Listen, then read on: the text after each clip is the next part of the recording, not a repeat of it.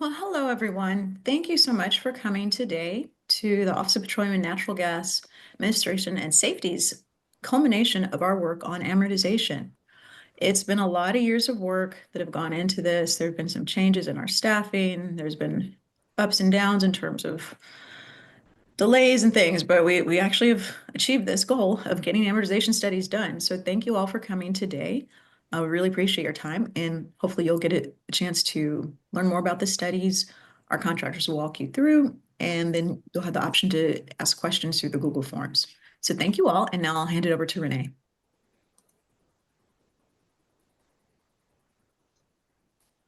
Good morning, everyone.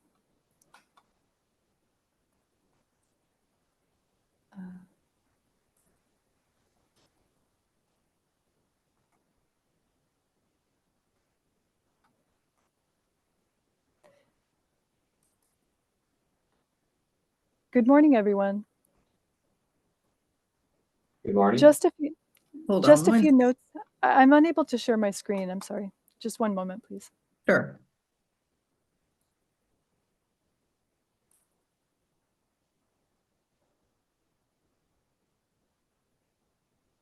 Can everyone see my screen? Yes. Okay. Again, good morning. I just want to give a few notes before we begin this community webinar for the amortization studies release.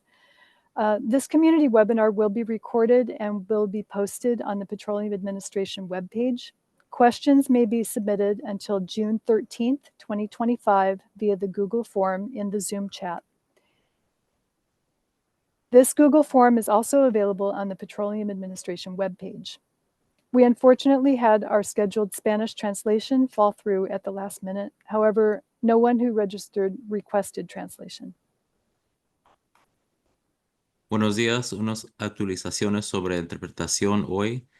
Si está escuchando y que si estaba esperando interpretación de español, no tenemos disponible en esta mañana, pero el audiencia digital va a estar, vamos a subirlo a la página de la oficina de la administradora de petróleo y quizás será traducida en otro tiempo en el futuro y eso también, esa audiencia trasladada también estará en la página del sitio de la ciudad. Back to you, Renee. Thank you, Heather. Good morning again and welcome. My name is Renee Spencer, Environmental Supervisor in the Office of Petroleum and Natural Gas Administration and Safety under the Board of Public Works of the City of Los Angeles.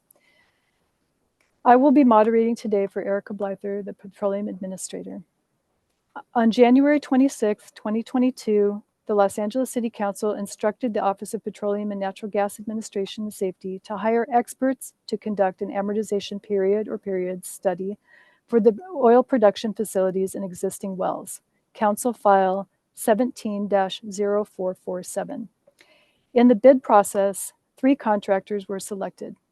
Their 3 unique approaches exemplify several possible ways to approach the study, which will inform future policy. The amortization study determines the time required for oil revenues to offset oil drilling and production expenses, including a return on investment.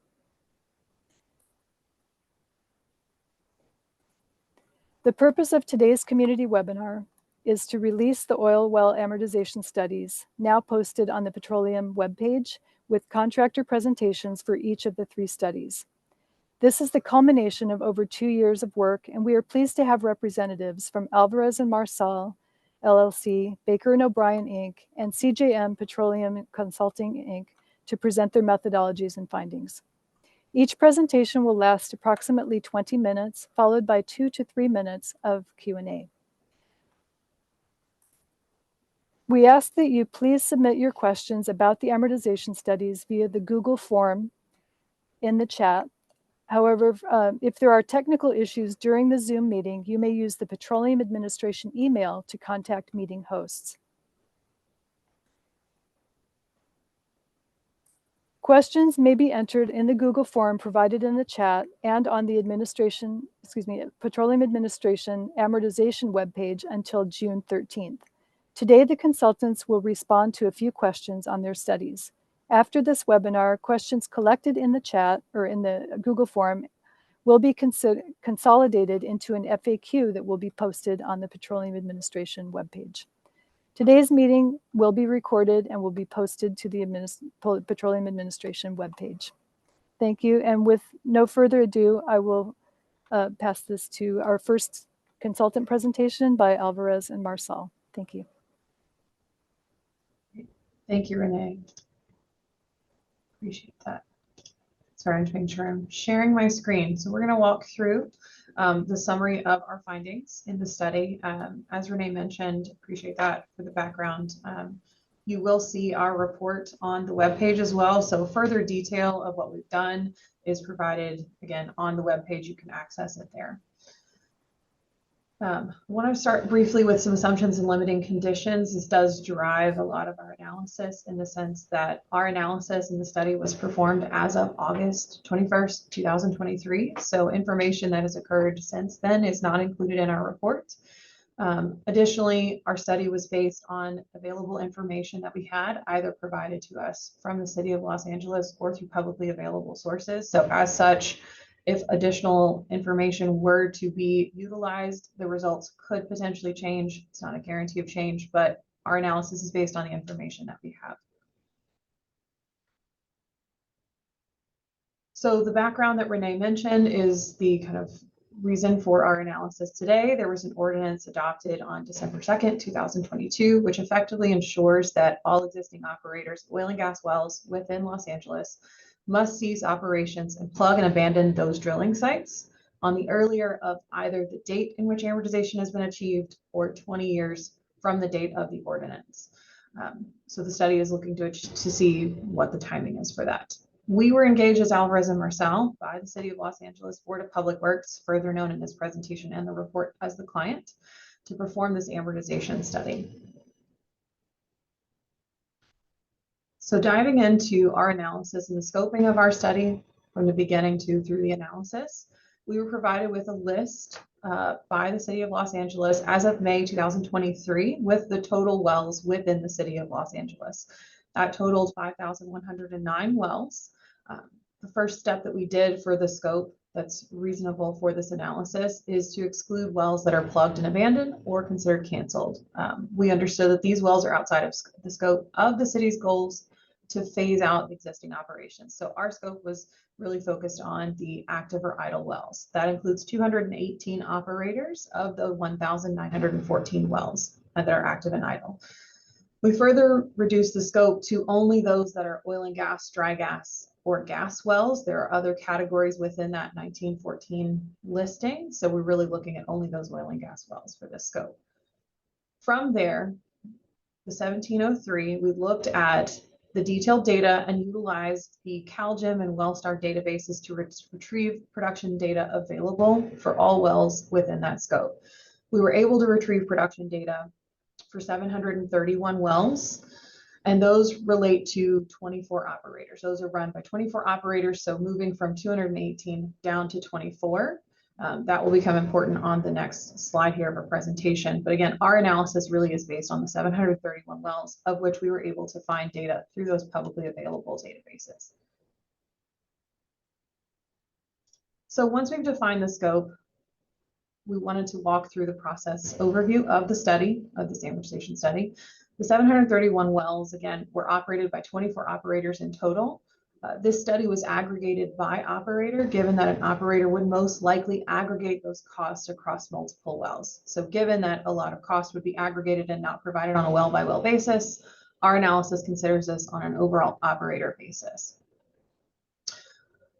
From there, under the scope of this engagement, we are looking to estimate the year in which an operator's cash flows are sufficient to recover the investment in a well plus a reasonable market rate of return.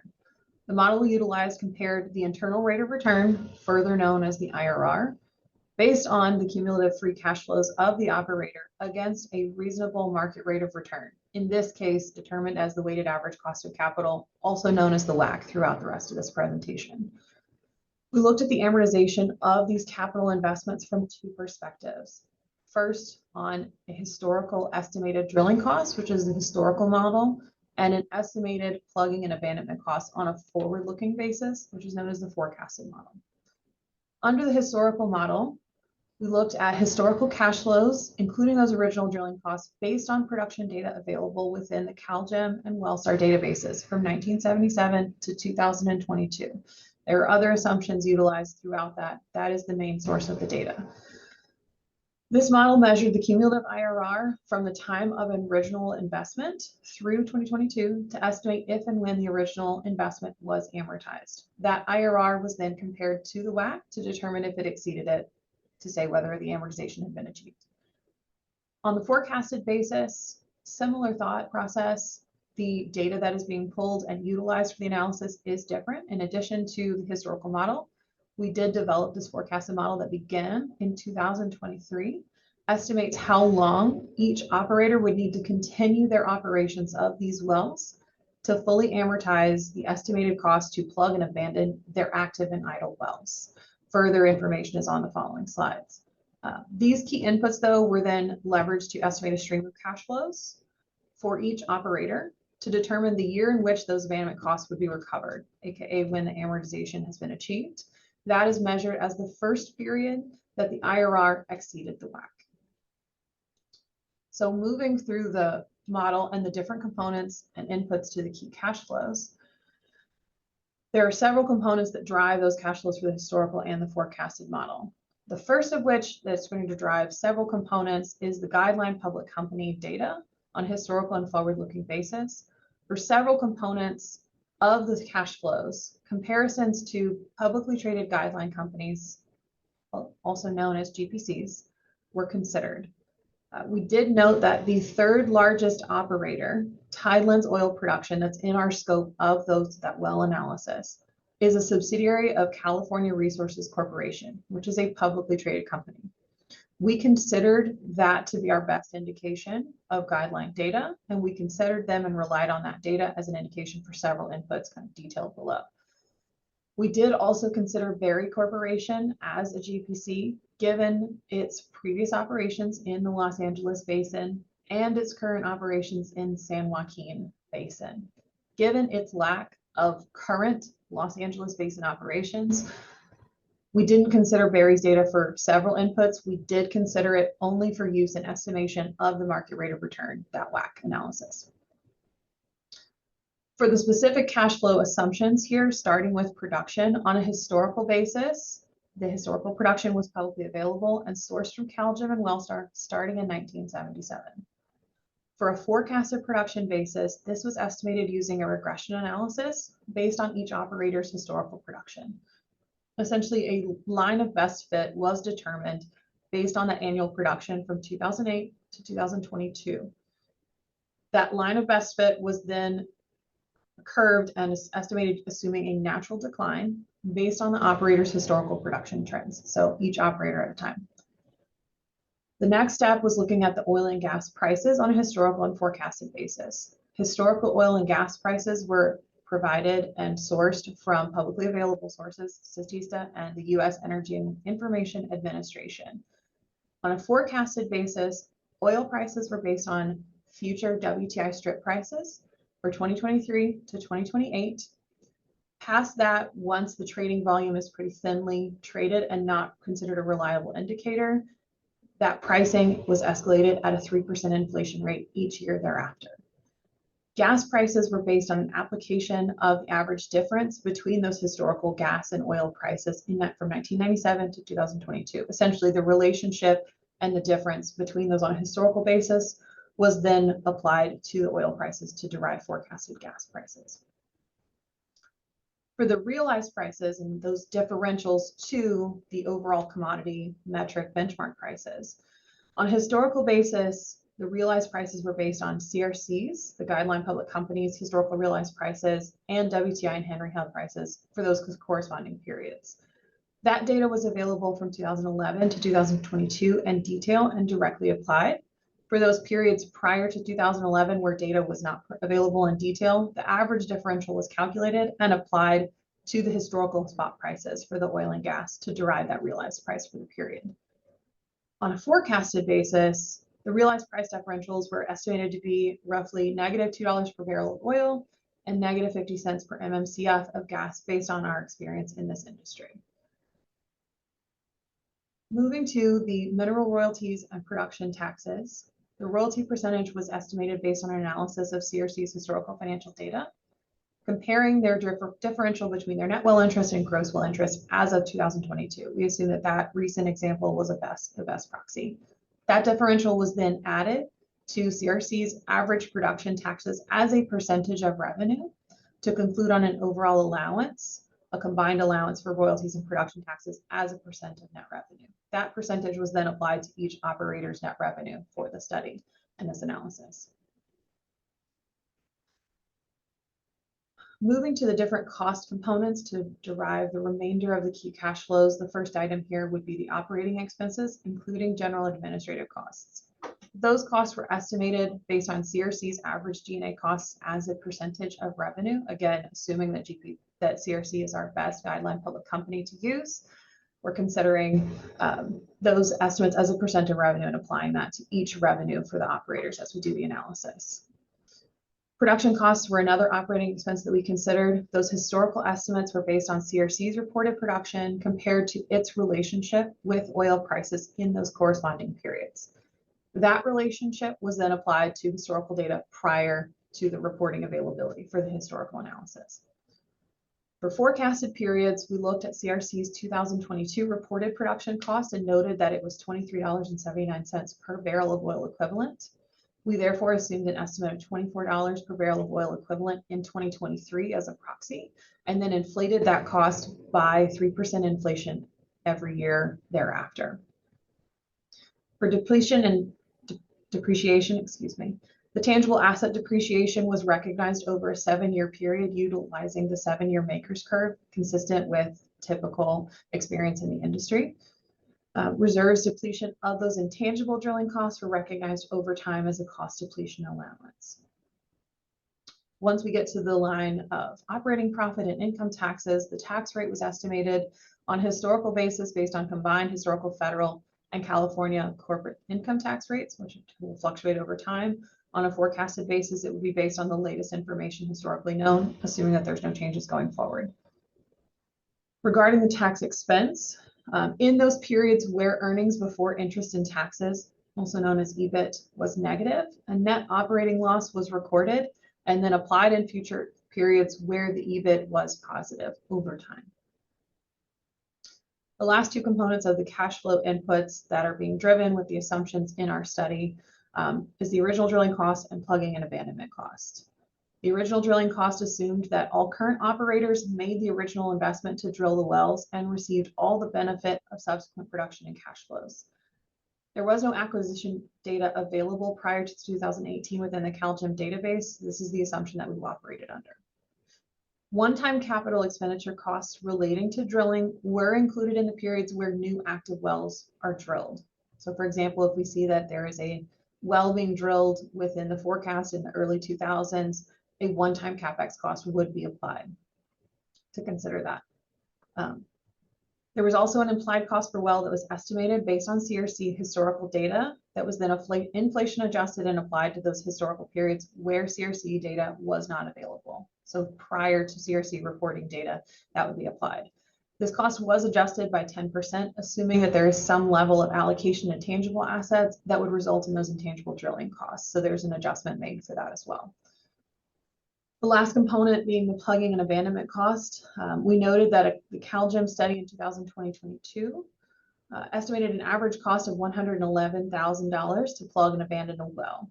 We considered that cost and included an estimate of $125,000 per well to account for potential limited cost escalation. We also added in the present value of plug and abandonment costs in 2023 for each operator. Walking through that set of cash flows, we have derived all of the inputs. We would then need to compare this to the market rate of return analysis. And so we've detailed out here just the key assumptions and inputs that go into that calculation, that WACC calculation.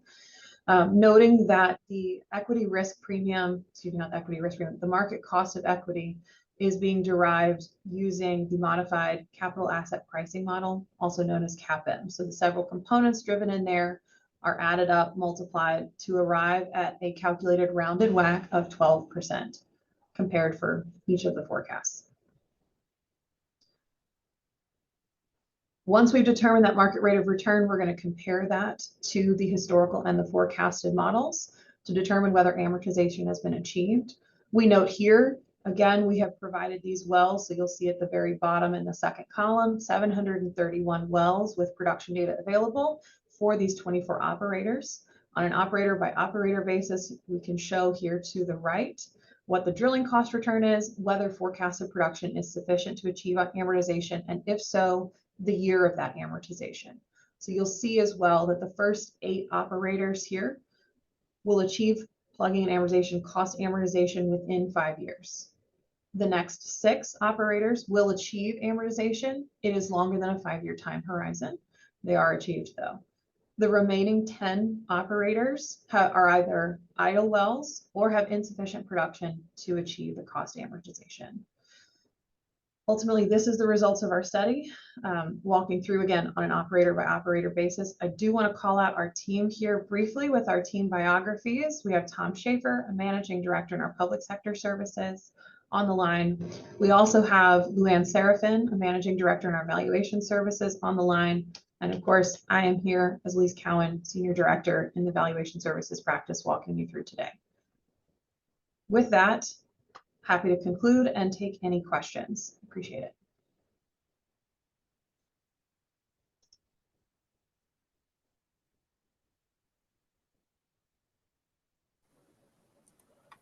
Thank you, Elise, for that presentation. We do have one question that has come in for your presentation. Actually, it's a 2-part question. Did any of the oil well companies share their data for the A&M study? And could you speak to the data sources and or interactions with CalGEM, if applicable? Appreciate that. Thank you, Renee, and thank you for the question. Appreciate that. No, we had reached out to operators to receive some of this information through the data gathering process. We were not able to retrieve detailed and sufficient information from each of these operators to really go into more detail. So for the ease of use of our analysis, we have really relied on publicly available information, either by guideline public company information or through CalGEM and the WellStar databases. The separate point with CalGEM, we did not have specific conversations, to my understanding, with CalGEM beyond use of the database. So we would have been whatever's available to us through the available database, again, not as separate side conversations for any additional ways to pull and retrieve data. Great, thank you. Another question that has been submitted is the California Resources Corporation comparable to some of the larger operators in the city? Great question. It is our understanding that yes, it is. Let me pull up the slide again. Apologies that I stopped sharing. Now that I've moved it over. So looking at the study results, and I hope that you can see my screen. Renee, can you see my screen? Yes. Okay, thank you. Sorry, I apologize. I will note that the 3 largest operators here, Warren E&P, E&B Natural Resources, and Tidelands, those are the first 3. You'll see Tidelands is number 9 on the list because of its time horizon of amortization. Tidelands specifically is number 9, is a subsidiary of California Resources Corporation. So given that CRC holds 177 wells, 103 with production data within the database, we assumed that CRC was a reasonable comparable company for us to use in the analysis. Great, thank you. Another question that has come in, since we do have just a little bit more time, is could A&M share a little bit more why some operators would never amortize? Is that because of oil production or other reasons? That's a great question. Yes, our understanding is that based on, and it's based on the forecasted analysis that we have. So based on the production and the regression analysis that we were able to perform for the volumes compared to the cost analysis that we have, the IRR will not exceed the market rate of return. And again, there's not sufficient production enough to get the IRR to a point that it would exceed the market rate of return to thus achieve amortization. Okay, great. And I think we have time for one more question. Does the analysis include what the significance of oil production by the operators compares to oil production across the state? For example, how significant is the source of oil from these operators when it comes to California's local oil production? How much does the oil, how much oil does the state stand to lose if these operators shut down? That's a good question. I would have to go back and follow up with the team to see. That's not something that was immediately considered in the analysis and ultimately part of the study. It's really not part of the scope as I understand it. I can follow up with another, with our team internally and get back and make sure that, there's no difference to that summary. Sure. Thank you. Okay, well, it looks as if there are no other questions at this time, but as I said, they can be submitted until June 13th via the Google form on this presentation. We'll go ahead and move on to Baker and O'Brien, Inc. To present their study methodology and findings. Thank you very much, Elise. And Alvarez and Marcel, we appreciate it. Thank you, Renee. Can you hear me? Yes. Excellent. Will, if you can present. My name is Charles Kemp. The City of Los Angeles engaged Baker and O'Brien to conduct this amortization of capital investment study to determine the time required for amortization of capital investment in oil and gas production facilities located within the city. Next page. Please take a moment to acknowledge Baker and O'Brien's limitations of liability in this legal notice. We will take about 15 minutes to describe the amortization study and the results, after which we will leave a few minutes to answer questions. 2 more pages, please. Baker and O'Brien created a series of 25 individual studies, which include a report and an amortization model. An amortization model is an income model that determines the time at which revenues from oil and gas production, less operating costs, royalties, and capital expenditures provide a market return of investment to the operator. We also wrote an introductory report called the Summary Report, which thoroughly explains the methodology used for the amortization calculations. There is a significant amount of terminology in the reports, so we created a glossary of acronyms and definitions in Exhibit 1 at the end of the Summary Report. Next page. Our assignment was guided by the ordinance described here. We appreciate the opportunity to work with the City of Los Angeles and specifically the Board of Public Works Office of Petroleum and Natural Gas Administration and Safety. This extensive effort required several consultants in our firm who have experience with oil and gas valuations. My colleagues, Will Cheek and Alex Hardman, will speak on their specific contributions. Will is an expert on the economic calculation tool that we call the amortization model. Alex is an expert on evaluations of oil and gas wells and how historical production rates contributed to the individual amortization models.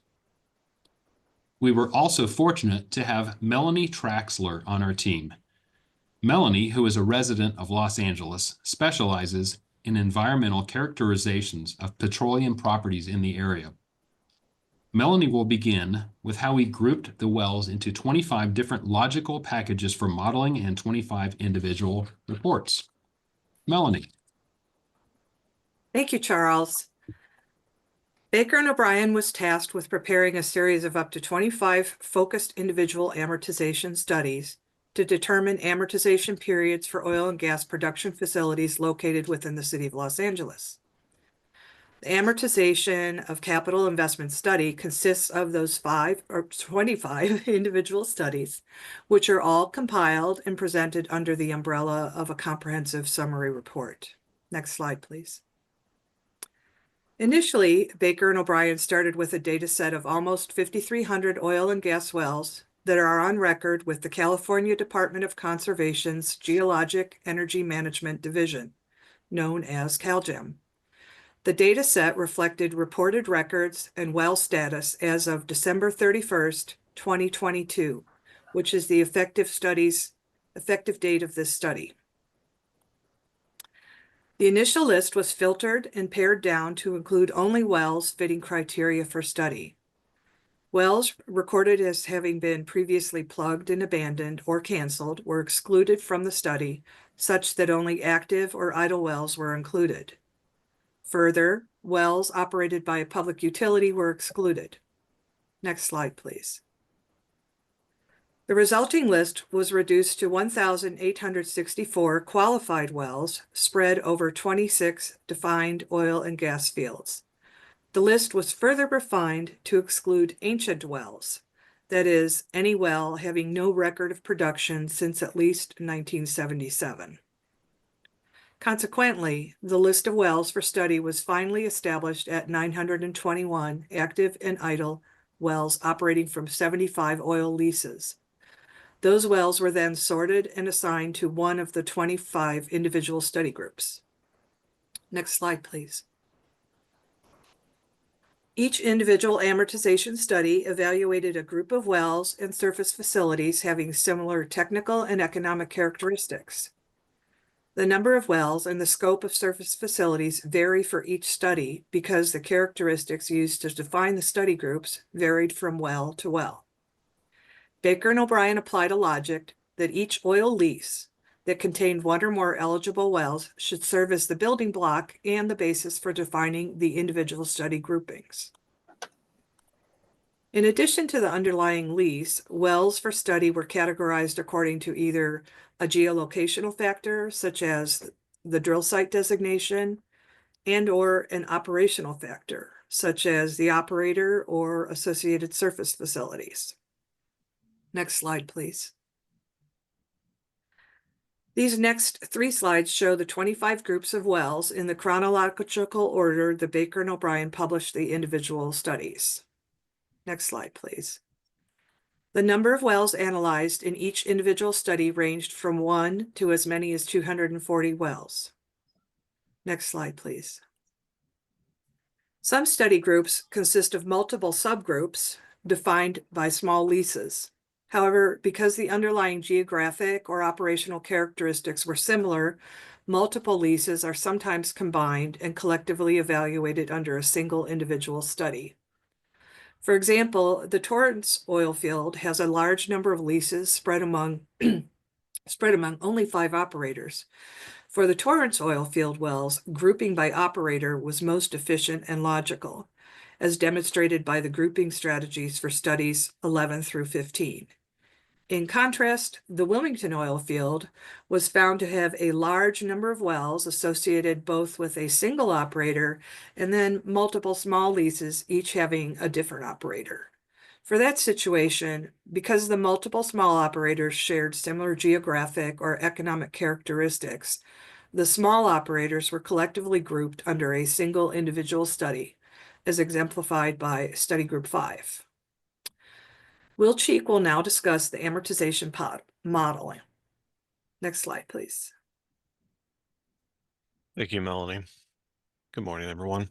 As Charles talked about it previously, the studies consider amortization in terms of the time required to generate both a return of and on capital investment. And we measure that return of and on capital in 2 main groupings, one of which is the cash outflows, which considers the capital investment, both in terms of the original capital investment in the wells and then any additional sustained capital investment required as well. In addition, we consider operating cost or operating expenditures required to operate and continue operations of the wells. In addition, we also consider royalties and land lease costs associated with the wells. We do provide a consideration for the income taxes owed based on the operational performance of the wells. And in this case, we utilize the highest effective rate in terms of both California and federal income tax rates for each period in the evaluation. And then finally, we provide consideration of a market rate of return of 8%. And this is informed by the weighted average cost of capital, also known as a WACC in this instance for oil and gas producing companies.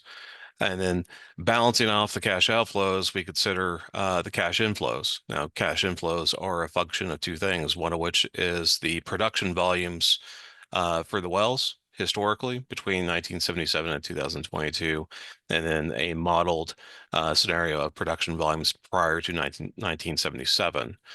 And we get to the cash inflows by applying a net back price to those production volumes of both crude oil and natural gas. And we develop net back pricing estimates for both crude oil and natural gas on a historical basis going back in time.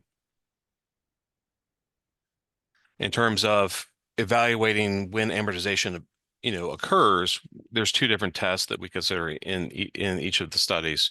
The first of which is the internal rate of return, or IRR, and this test is compared to the market rate of return of 8%. And the point of amortization occurs when the internal rate of return reaches and exceeds that market rate of return of 8%. Now, in the top right chart, as an example, you could see where the green flag indicates the point of where the amortization of capital investment occurs. In this example, roughly around 1969, roughly. Again, this is just an example. The second test that's considered in the studies is the test of net present value.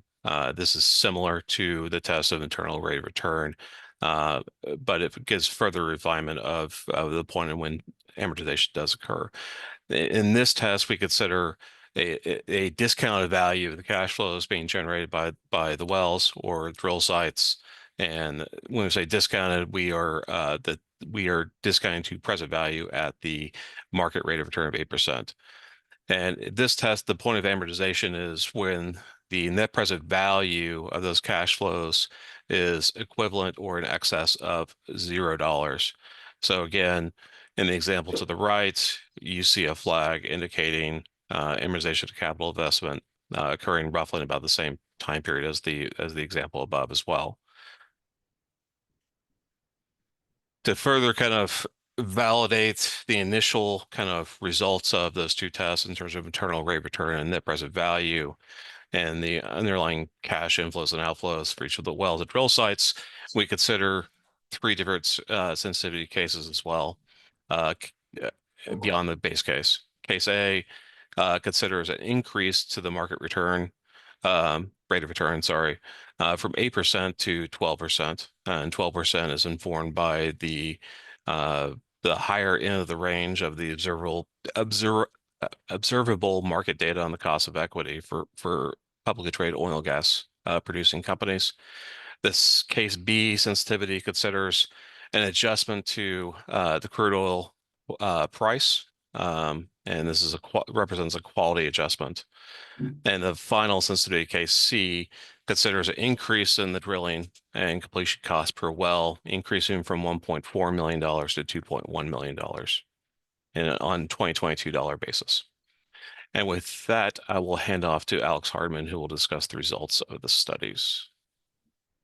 Thank you, Will. Now we will review the amortization study results across the city of LA. Next slide. These two charts show the results of our amortization study using the base case assumptions. On the left, we list the sites by the time it took to amortize, with sites such as Packard, San Vicente, Warren, and West Pico taking a year to amortize. The California Resources lease in the Wilmington oil field was the longest to amortize at 34 years. The Patel lease, which was never amortized, is listed at the bottom, shaded in red.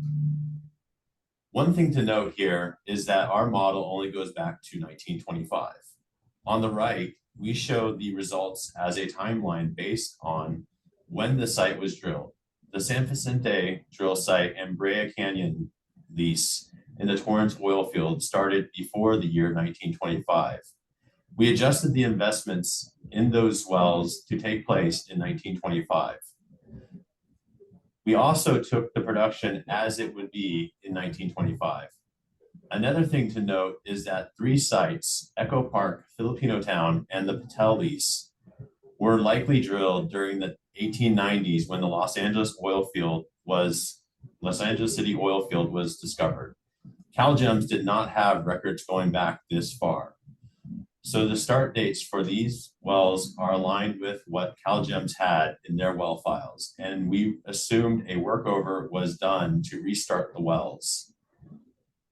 It appears that the sites that produced heavier oil tended to take the longest to amortize, or take longer to amortize than sites that produced lighter oil.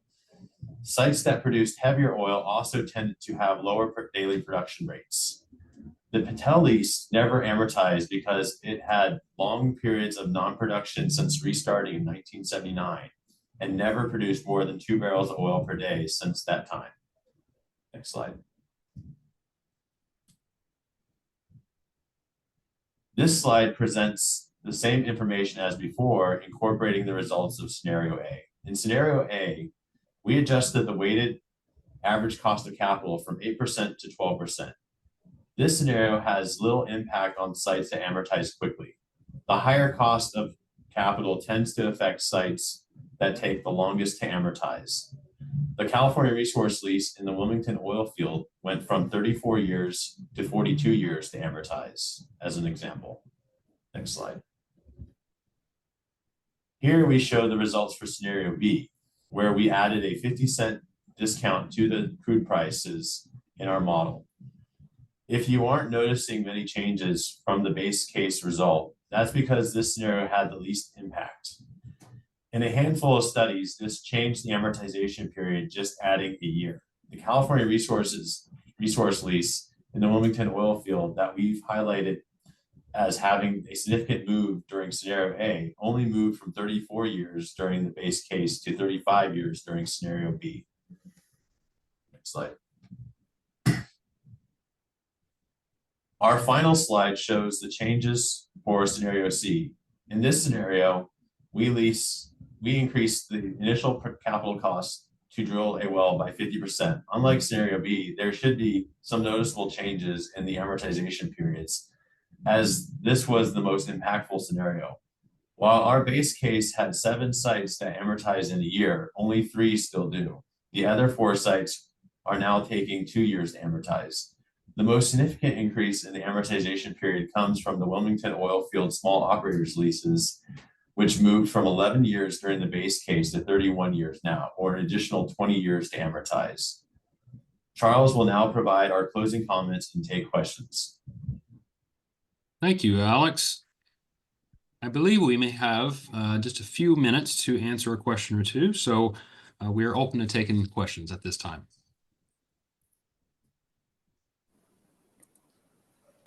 Thank you to the Baker and O'Brien team. We do have a few questions that have come in.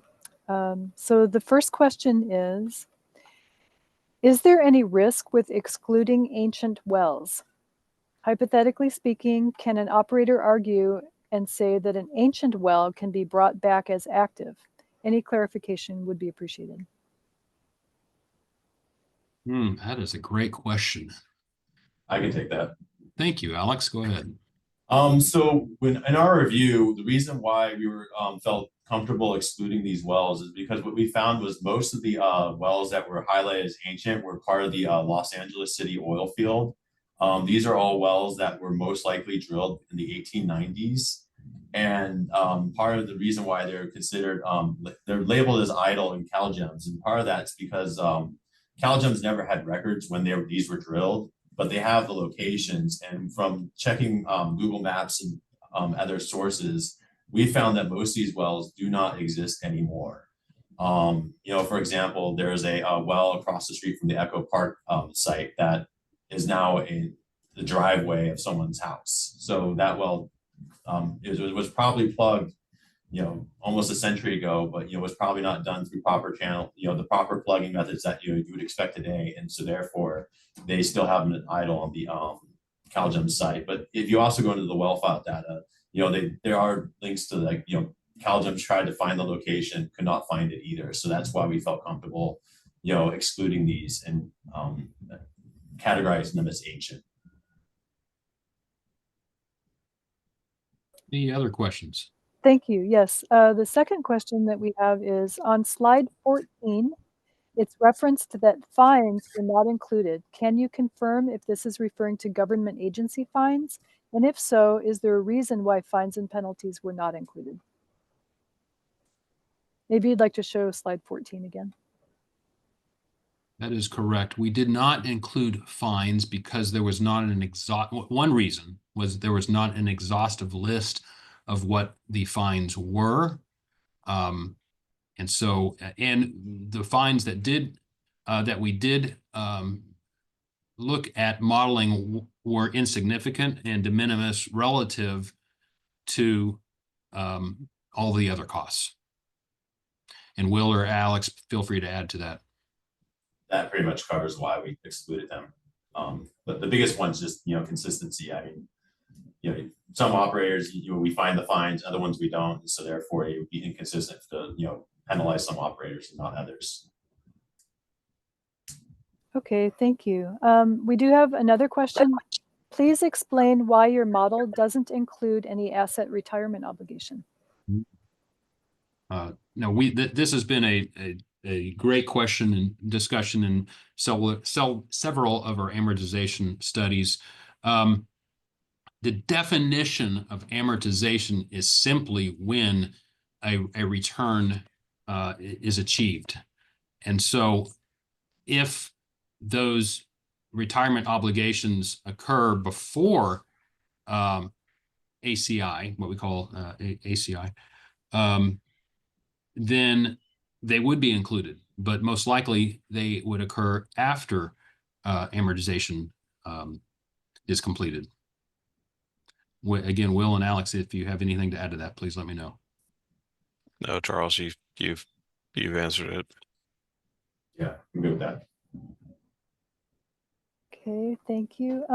One final question before we move on. Did any of the oil well companies share their data for the B&O study? Maybe you can speak to data sources and interactions with CalGEM, if any, for data. Sure. Again, a great question. We've done many models of oil production, and for also for these amortization type of studies, we have used company data when the operator was comfortable sharing their data, and it did involve a lot of time, a lot of due diligence, a lot of analytical work, working directly with the operator, which we're very happy to do. Unfortunately, in this situation, with as many wells as we had to cover, with as many operators, with which such a diverse field, the time and the budget didn't allow us to do that type of investigation. Again, that could be done, but for this matter, we did not incorporate specific well data from operators.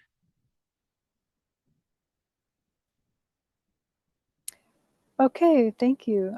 Seeing no more questions at this time, I want to thank the Baker and O'Brien team for your presentations. Excellent. And I'd like to move on now to invite CJM Petroleum Consulting to present. Thank you so much.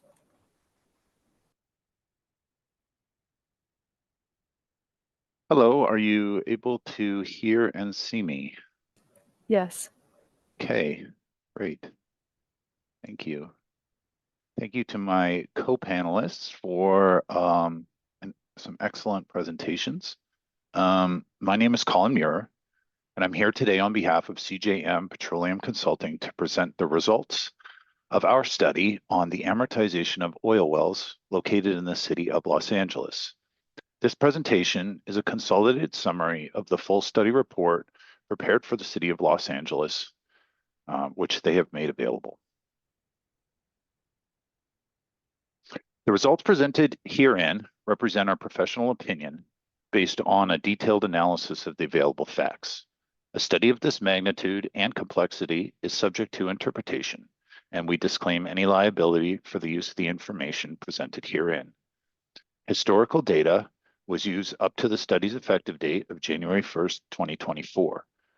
Ownership changes occurring after this date are excluded from consideration. Only publicly available data sources were used in this evaluation and are identified in the accompanying report. CJM Petroleum Consulting is an independent consulting firm based in Los Angeles, specializing in data analysis and regulatory compliance. We collaborate with a diverse range of clients to deliver solutions grounded in petroleum engineering expertise. Drawing on extensive industry experience, we develop effective strategies to address complex challenges. Our mission is to support the energy needs of Californians while upholding a strong commitment to environmental integrity. In 2022, Californians consumed nearly 7,000 trillion British thermal units of energy, with over 80% derived from fossil fuels. As the state with the highest per capita vehicle miles traveled, a significant portion of total consumption is driven by transportation, with the balance attributed to industrial, residential, and commercial uses. Of the 123 million barrels of oil produced within the state in 2022, 1.3% originated from wells located within the city of Los Angeles. Oil produced within Los Angeles County is second highest to Kern County, which produces more oil than all the other counties combined. In 2022, 80 million barrels were imported from Alaska and 311 million barrels from foreign sources in order to meet local demand.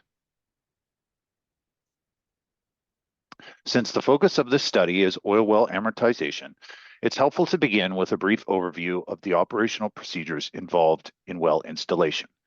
The image on the left illustrates an idealized cross-section of subsurface geological layers formed over millions of years. Freshwater zones are typically located near the surface, while hydrocarbon reservoirs lie much deeper underground. To reach target reservoirs, a well must be drilled through a series of overlying geological formations, which are generally non-prospective for either freshwater or hydrocarbons. The sequence of operational events is listed on the right.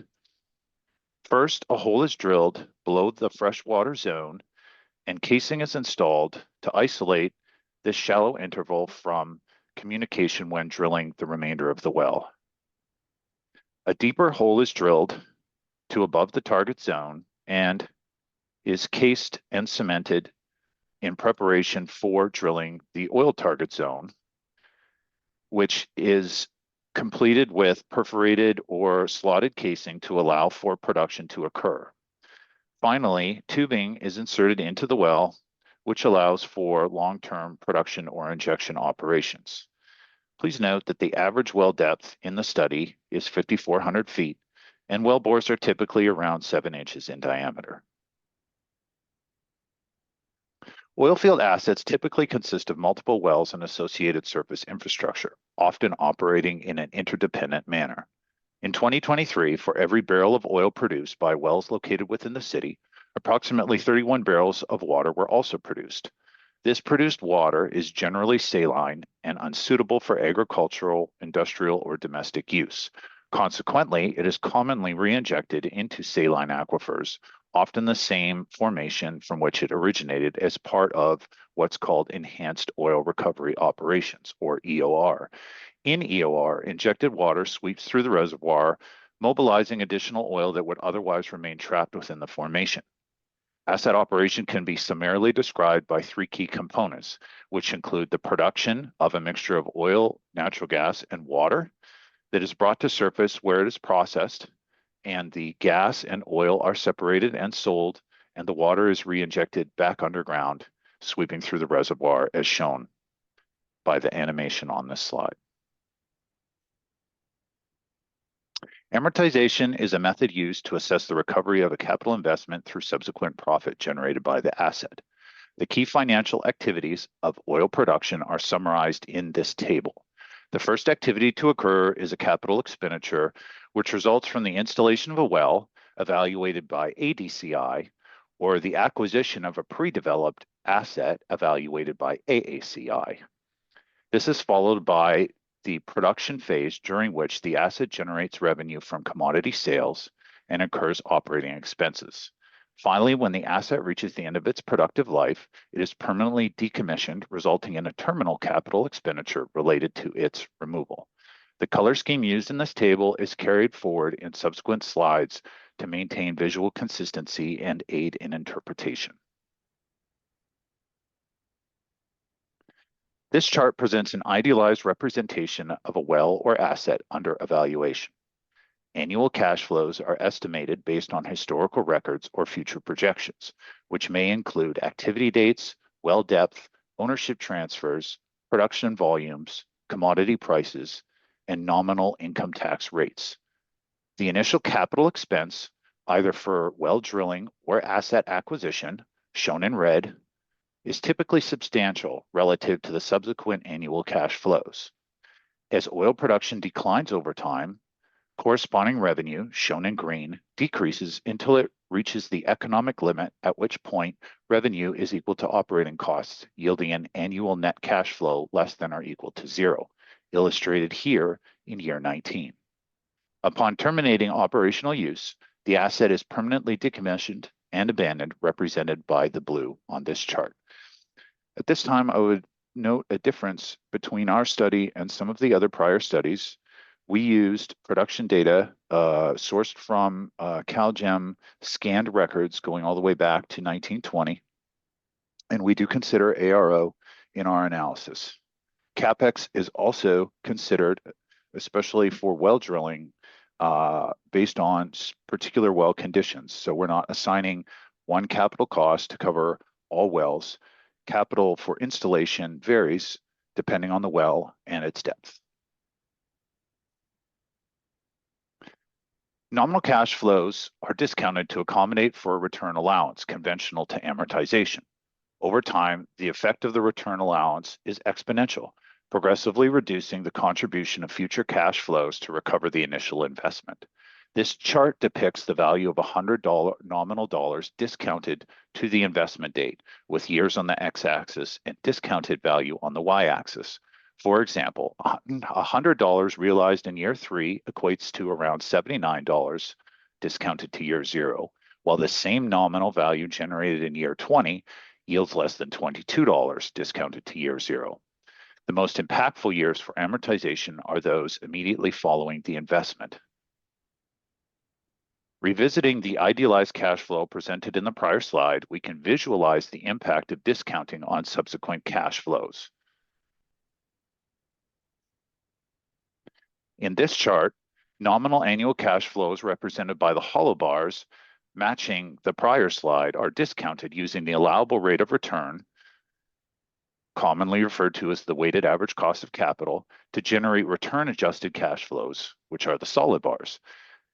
These discounted cash flows are summated over time, illustrated by the solid black line, to estimate the amortization period, which is depicted by the arrow. And this is defined as the date when the cumulative discounted cash flow becomes positive or crosses above the 0 axis. Using geolocation, 5,070 wells were identified within the city of Los Angeles for potential study. Plugged wells not associated with active operators or studied acquisitions represent the majority of excluded wells. Abandoned wells are incapable of volumetric activity and therefore have no terminable operations.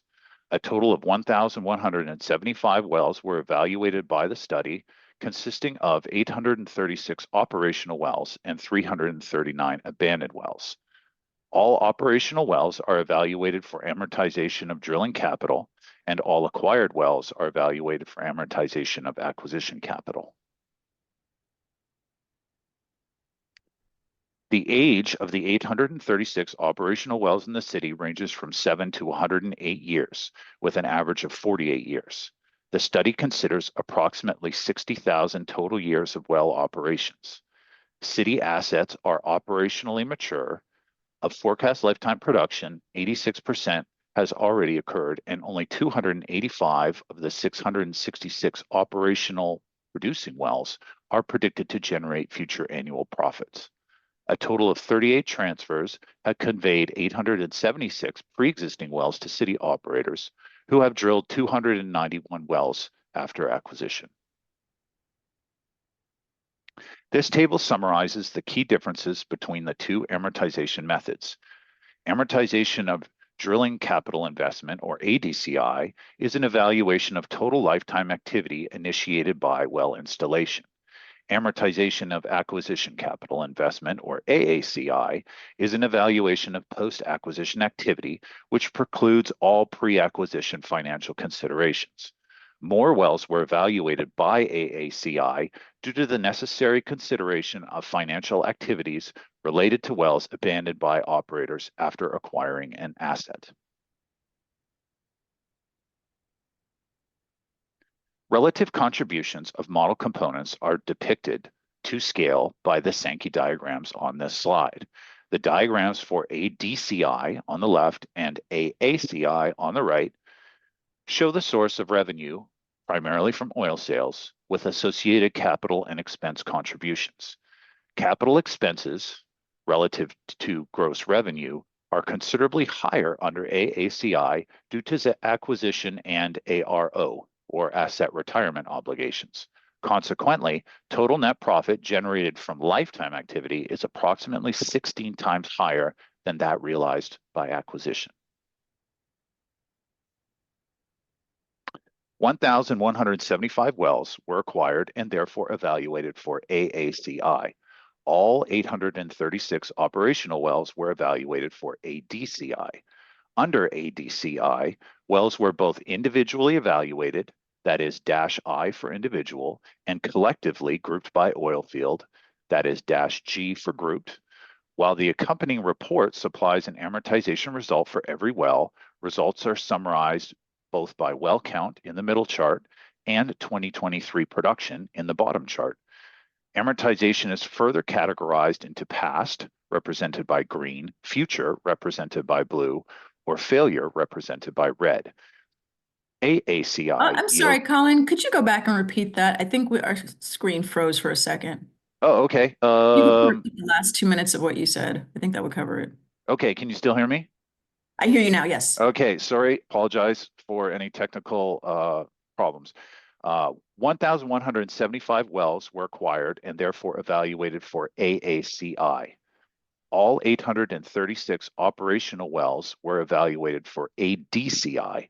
Under ADCI, wells were both individually evaluated, that is -I for individual, and collectively grouped by oil field, -G for grouped. While the accompanying report supplies an amortization result for every well, results are summarized both by well count in the middle chart and 2023 production in the bottom chart. Amortization is further categorized into past, represented by green, future, represented by blue, or failure, represented by red. AACI yields the lowest amortization success rate, representing 94% of 2023 production, or 80% of operational wells. Group ADCI yields the highest amortization success rate, representing 99% of 2023 production, or 98% of operational wells.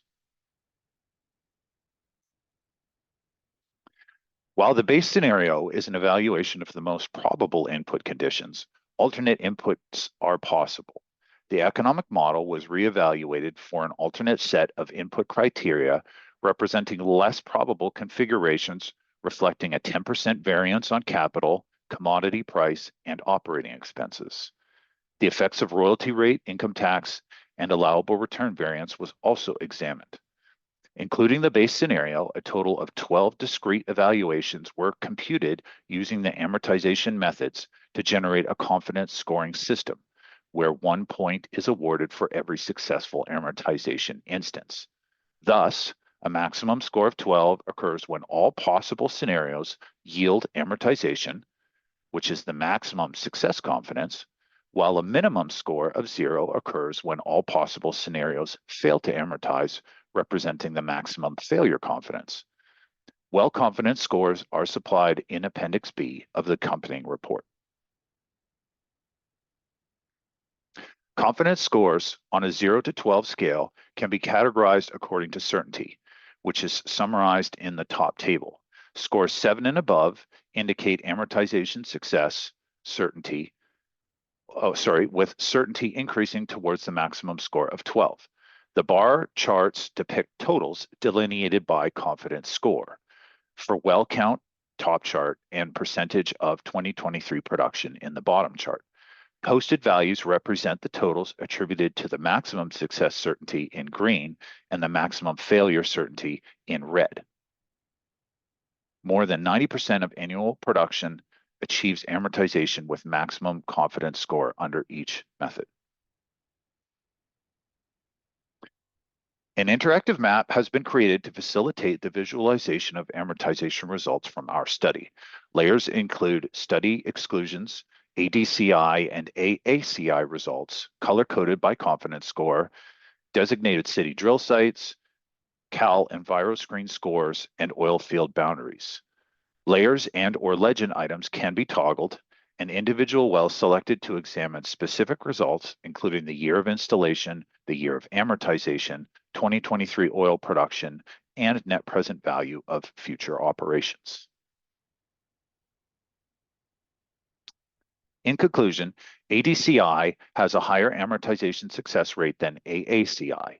At least 60% of current production within the city is from wells that have already amortized capital investment, which could be as high as 98% depending on the methods considered. The effect of alternate inputs settings was explored to test for amortization under a range of less probable economic conditions. The result of this investigation were used to develop a scoring system allowing for assignment of a confidence to the amortization outcome, which supports that more than 90% of current production successfully achieves amortization with maximum confidence. And that concludes my prepared presentation.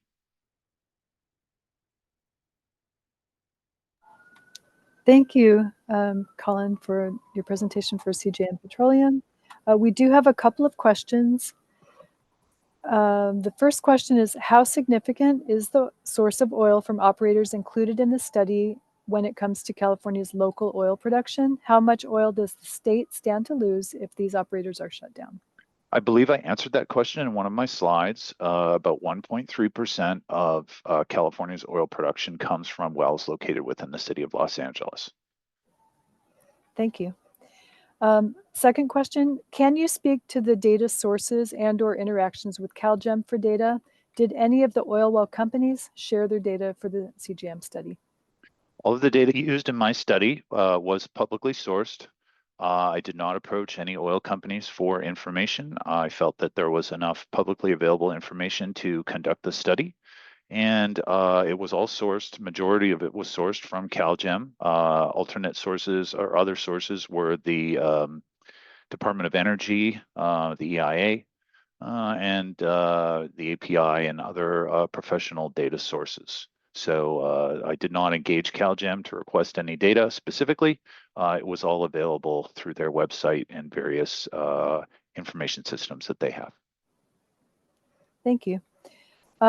Another question, this is regarding the asset retirement obligation. Can you explain how it includes the asset retirement obligation and what influence that has on the results? Certainly. So what drives asset retirement operation or asset retirement obligation costs is, of course, eliminating the well and eliminating any associated equipment. The analysis and research that I performed examined costs incurred. These are documented through publicly available information. What I was able to do was look at costs and examine well depths and relate a cost per foot of well depth. And then that is applied to each specific well, which has its own, of course, well depth to generate an estimated cost for the downhole portion. Then there is additional costs added to take care of any associated surface infrastructure. And those are added together and set to occur at the conclusion of operating events within the model. And then those are discounted to the same nominal or the same dollar basis as the originating capital investment. So my study does include asset retirement obligations. It does not include environmental remediation.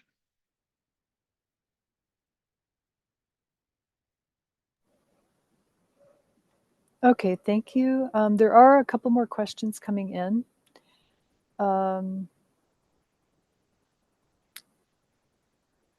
Okay, one second. Okay. In the city of Los Angeles, there was a drill site in South LA operated by Allen Co. And their exit from the facility resulted in the site becoming orphan wells. Since CJM looked at asset retirement costs, would it be accurate to assume that operators never amortize or amortize further in the future, that those are at risk of becoming orphan wells? You know, the financial duress, you know, if operators have failed to set aside monies to take care of asset retirement obligations, they certainly could be at risk of insolvency. My study does not attempt to identify or quantify the risk associated for individual operators, but that is, you know, it's historically been observed within the state. You know, companies like Veneco and HVI Cat Canyon, or sorry, Greca. You know, there's definitely precedents in which companies have failed to set aside sufficient funding. Commonly, what can be an indicator of responsibility and financial health is, of course, violations or, you know, fees or fines. You know, responsible organizations typically have lower numbers of fines and fees and violations. And there are definitely responsible operators within the study area. Okay, thank you. I think you've just about answered the corollary to that question that came in. If someone is concerned about an operator actually meeting their plugging and abandonment obligations, what is the most telling piece of data that we should be paying attention to in your study? Within my study, you know, that's not specifically addressed and it wasn't part of the scope. If there were folks that were concerned about an operator's responsibility, you know, some factors are the size. Generally, larger operators are better funded, and you know, also there are plans that operators submit, you know, idle well management plans and um, those sorts of things that can indicate operators' intent to eliminate wells. And I do cover some of that in my report. Those are available from CalGEM and to the greater public. You can see, and it's detailed again in my report, what intent is publicly documented by operators. And certainly there's some operators within the city that have no documented plans to eliminate wells. Okay, thank you. I think that concludes the questions for your report. Thank you, Colin, for the CJM Petroleum presentation.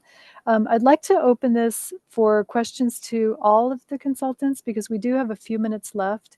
And I have one question that I'd like to address to each of you. We can go in order again, ABC order. Alvarez and Marsal, followed by Baker and O'Brien, and then CJM. The question is, can you speak to how your study accounted for existing or future value of the oil being produced or potentially produced in the future? Thanks, Renee. I'll go first as Alvarez and Marcel. So as mentioned at the top of our presentation, our analysis was performed as of August 21st, 2023.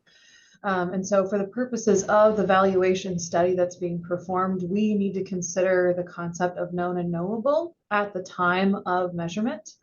And so really our analysis is going to consider what's known or knowable facts and circumstances as of August 21st, 2023.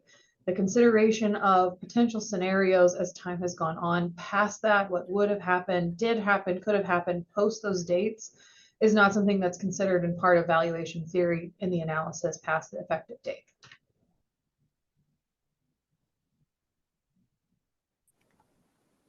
Thank you. And for Baker and O'Brien, can you hear me? Yes. Okay, so we used actual historical oil prices back to a date which they were not available, and then we had to estimate.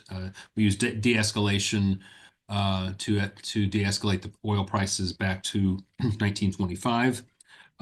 We did not need to use any future oil prices because amortization occurred before present day, except for the one oil well, Patel, which never amortizes. Thank you. And Colin for CGM.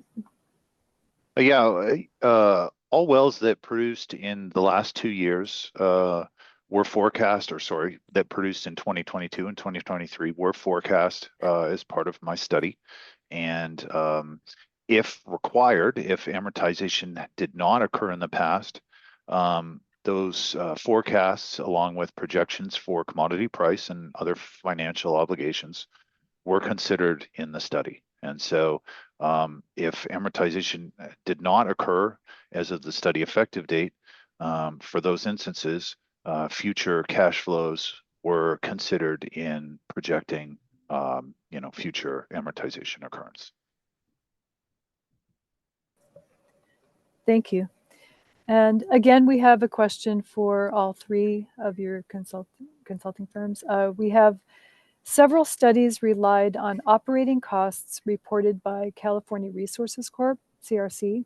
Did any study consider that CRC produces a significantly greater natural gas to oil ratio than any operations in the LA basin?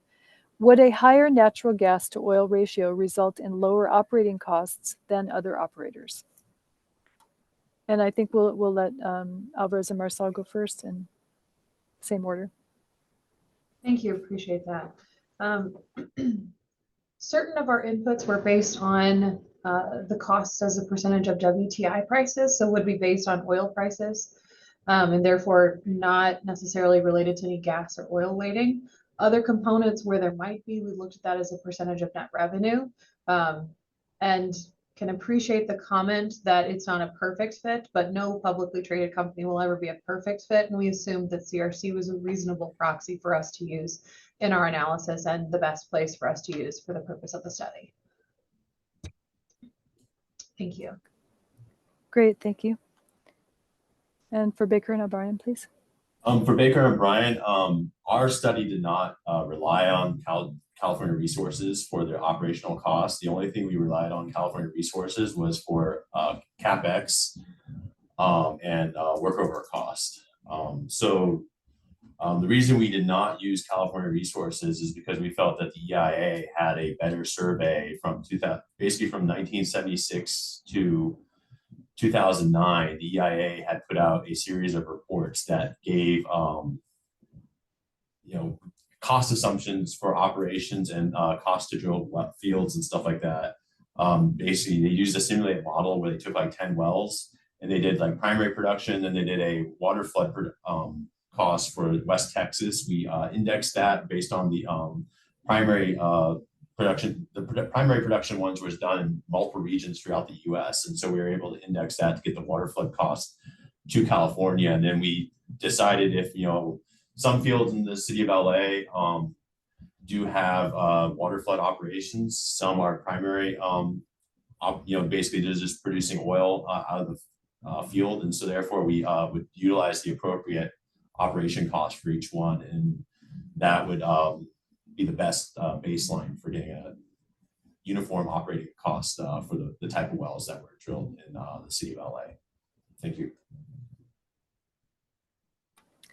Thank you. Now, if CGM would like to respond as well, thank you. Sure, I think that's a great question, and I specifically address it in my pilot study report. I did not feel that CRC was an applicable operating cost analog due to the high gas production. And so they were not used in formulating my assumptions. Should be noted that my assumptions are fully detailed in the final report. And it was history matched using reports from thumbs over 47 years. And my model assumptions achieved a 4% fit over those 47 years of history matching. So I'd agree that CRC is not an applicable analog.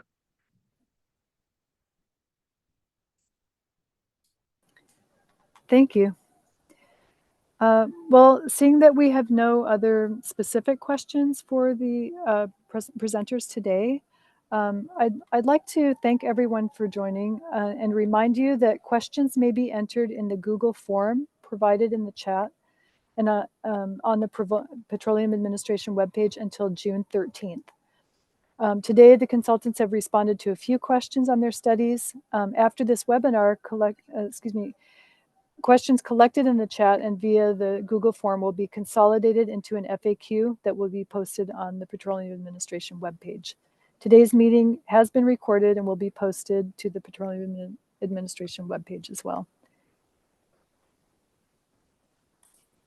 And I'd like to return the floor to Erica. Sure. Thank you, everyone, for joining. Really appreciate all the questions and participation. Thank you, contractors. And I'd really like to thank the amortization team, both Renee and Pamela. You went through every one of these studies and read every word and tried to make sure it all made sense. I know it's going to be complicated to digest them all, but I really want to thank Renee and Pamela and also Elizabeth and the folks at City Planning who helped us put this together. So thank you, everyone. Yeah, feel free to use the Google form and send us your questions.